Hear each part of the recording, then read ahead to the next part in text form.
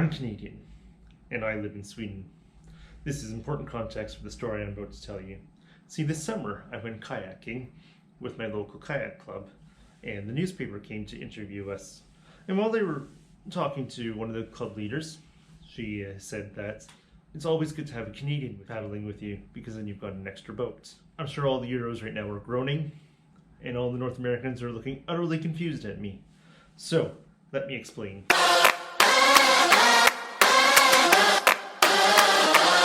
First, let's talk briefly about what a kayak is. A kayak, obviously, is a closed-deck vessel, usually propelled with a double-bladed paddle, and has its origins in the Inuit culture of Greenland, primarily.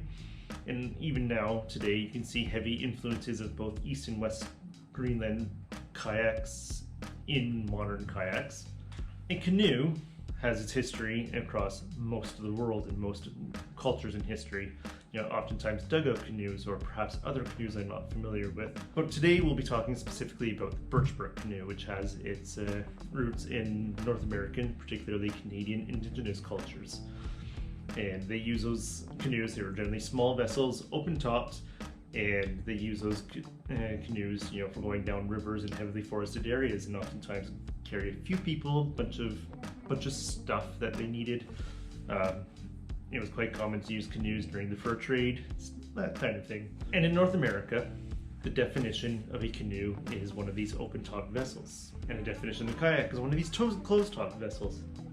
But in Europe, the definition of canoe is both. Either one can be a canoe.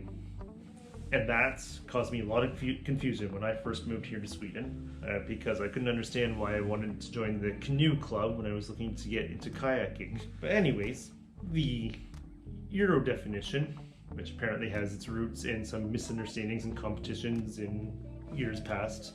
A canoe is a kayak or a canoe.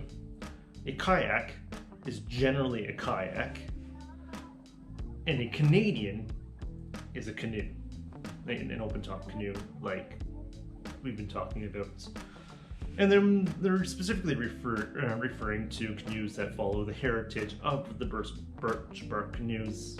And it's in multiple countries in Europe. It's like the UK, they call them canoes all the time for the category, and we'll talk specifically about Canadians.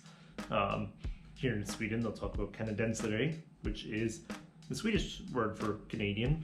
I know Germany has a word, Dutch, you know, etc., etc.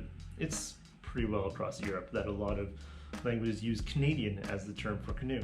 I don't know a lot about the history of this. I'd love to know more. So if anybody has more information, possibly some interesting sources, please share them. I would really like to know more about it. And now you have a little bit of understanding of what is Canadian, and what is a canoe, and what is a kayak. And I hope that helps. Happy paddling.